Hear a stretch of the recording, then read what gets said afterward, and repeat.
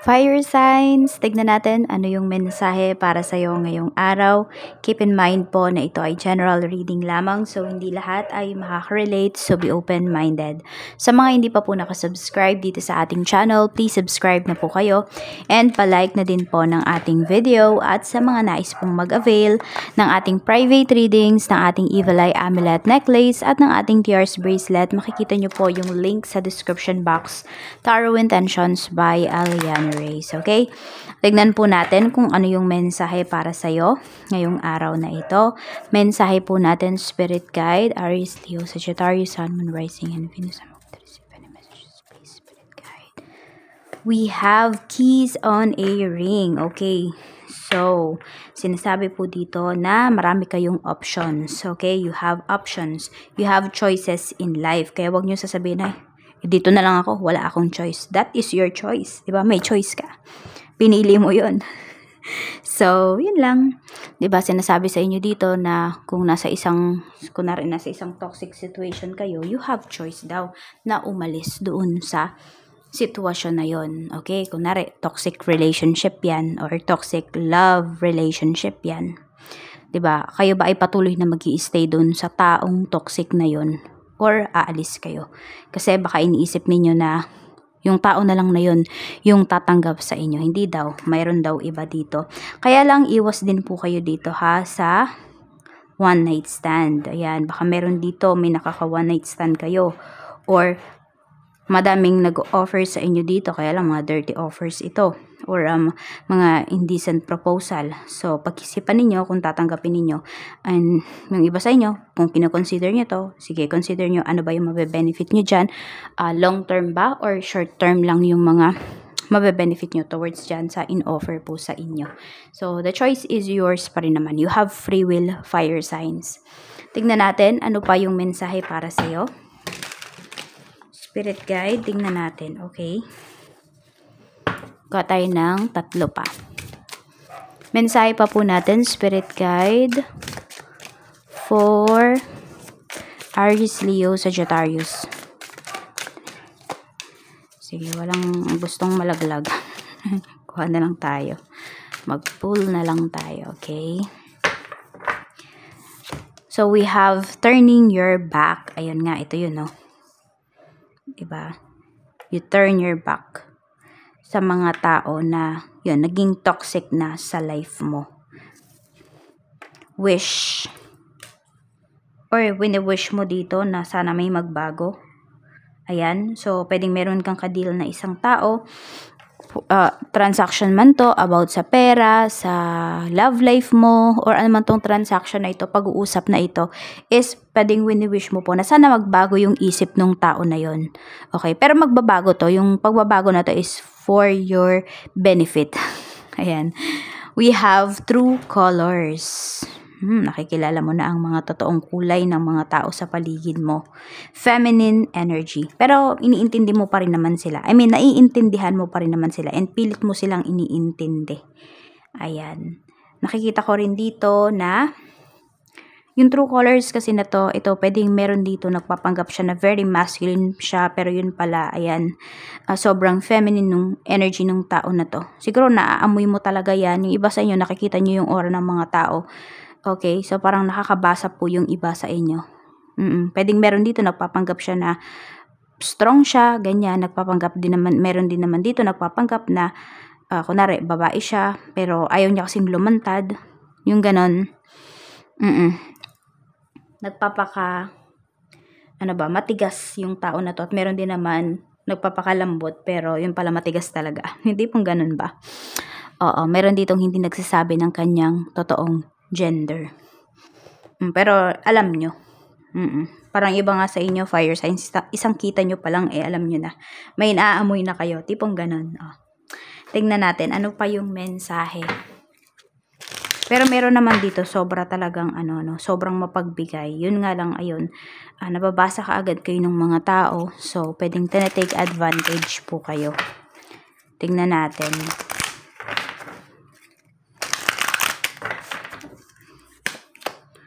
Everything is wonderful. Ayan naman ang sinasabi sa inyo dito. So, meron pong mga sitwasyon dito, fire signs na Pwedeng may mga offers sa'yo, may mga transactions, may mga dealings kayo dito, napapabor po yan talaga sa'yo.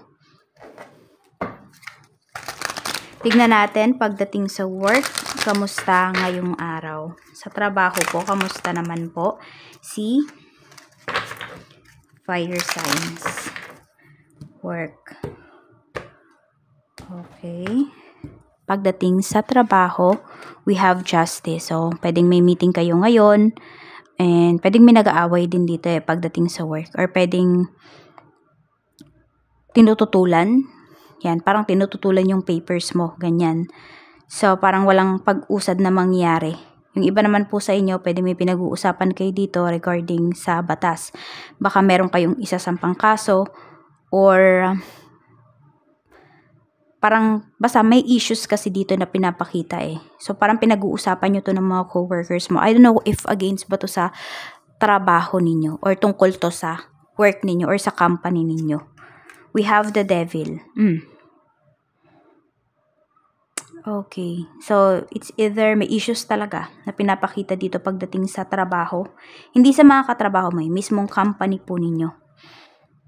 Pwedeng hindi kayo sinesweldohan ng maayos, ganyan. Pwedeng meron dito hindi pala hinuhulugan yung kunwari SSS ninyo, yung PhilHealth ninyo, kunwari yung pag-ibig ninyo, yung tipong ganon. So, pwedeng madidiscover nyo yan, tas yun yung ire-report po ninyo.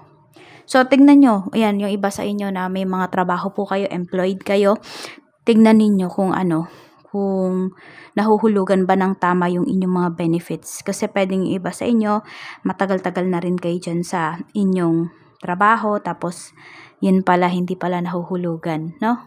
Tignan nyo, magpakasigurado na rin kayo kasi sayang yan. We have Ace of Swords. Yan. Pwedeng may good news, pwedeng may bad news dito pagdating sa work. Pero wala man ako nakikitang tanggalan dito.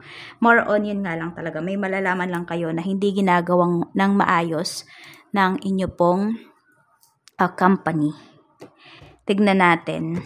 Ano pa yung mensahe? Pwede rin may mapopromote dito, pero hindi ko lang alam kung ikaw yan, fire signs, pero parang tinututulan kasi. Kunwari, yung promotion ng isang tao na to, pwedeng tinututulan ninyo. Parang hindi kasi siya makatarungan. Yan. Or baka kayo to, tinututulan yung promotion ninyo ng mga coworkers ninyo. Tignan natin. Baka iniisip nila, nakuha mo yan dahil sa in-offer sa'yo ng boss mo. Ibig sabihin, pwedeng ginamit mo yung pagkababae mo, yung pagkalalaki mo, hindi pong ganon. So, iba yung iniisip nila. Kaya mo nakuha yung position na yan.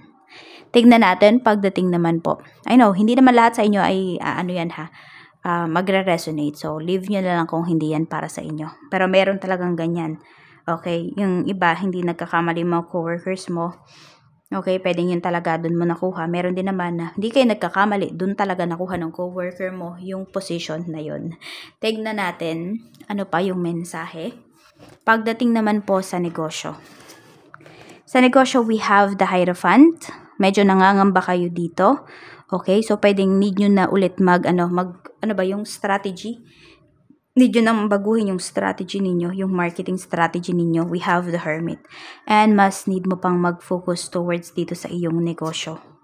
We have the Lovers. Okay. Maganda naman yung sales, pero hindi kasi talaga siya sobrang, alam mo yun, hindi siya yung tipong sobrang mataas talaga. Yung iba po sa inyo, pwedeng, hindi ko alam kung 50% ba yung nawala sa sales ninyo. And yun yung pinag-aaralan ninyo. Bakit ba naging mababa? Ano ba yung kailangan mong gawin pagdating dito sa business mo? Actually, sa business naman kasi talaga, hindi naman laging Pasko, hindi laging fiesta dyan. Kaya lang, syempre, gusto nyong pag-aralan, bakit ba yun nangyayari? Kasi syempre, ayaw nyo naman na mas bumaba pa sa 50% yung kinikita ninyo. Ayan, kung meron naman po kayong kausap dito regarding sa business, may mga dealings kayo dito, ayan naman po, magiging pabor naman po ito sa inyo. Maganda naman yung pinapakita sa atin dito. Check natin sa kaperahan mo, happy ka ba? We have Queen of Wands. Marami naman po sa inyo, no? Happy naman po kayo sa finances ninyo kasi nabibili nyo naman po yung gusto ninyo. Ayan, yung iba nga sa inyo, pwedeng nakakapamasyal pa kayo. And meron kayong peace of mind dito, fire sign. Sabihin natin, hindi man siguro ganun kalaki yung pera ninyo, pero at least, diba, may kapanatagan kayo dito. May peace of mind kayo. Yung iba nga dyan, sobrang daming pera pero walang peace of mind. Pero kayo, hindi man siguro ganun kadami, nabibili nyo yung gusto ninyo, nakakapagluho kayo paminsan, and happy na kayo about this, and may peace of mind kayo. Yun yung pinaka-importante. We have 4 of Cups. Ayan. Tapos meron lang din kayo mga hinihintay dito. Siguro ang ito, pagdating yan sa trabaho.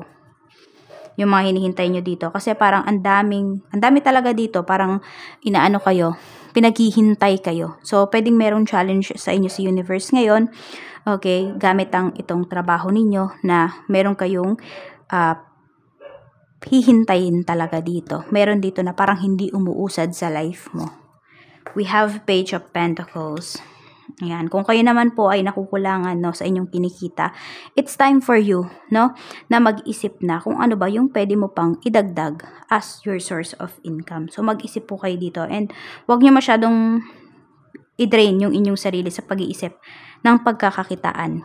Yan. Kusa po itong lalapit sa inyo. Mare-realize nyo to. Ma-enlighten kayo. Biglang magkakaroon kayo ng idea. So, no need na pilitin nyo yung inyong sarili. Na i-pressure ninyo yung sarili ninyo. Ayan.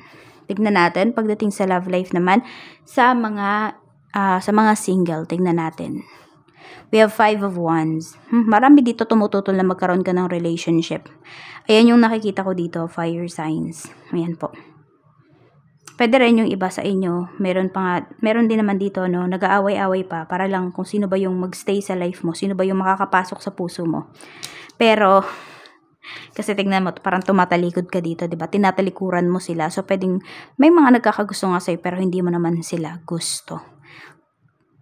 Parang meron kang gustong ipaglaban dito na relationship, na connection. Pero kasi kung ikaw lang mag-isa yung lumalaban, mahirap yan. Tignan natin.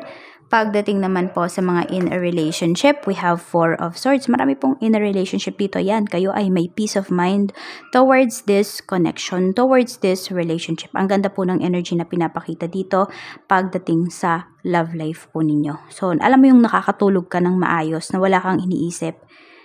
Hindi yung katulad na meron kang karelasyon, pero yung iba kasi, diba, meron kang karelasyon, pero hindi naman makatulog sa gabi. Kakaisip kung ano ba, meron bang iba or wala, ikaw lang ba or hindi.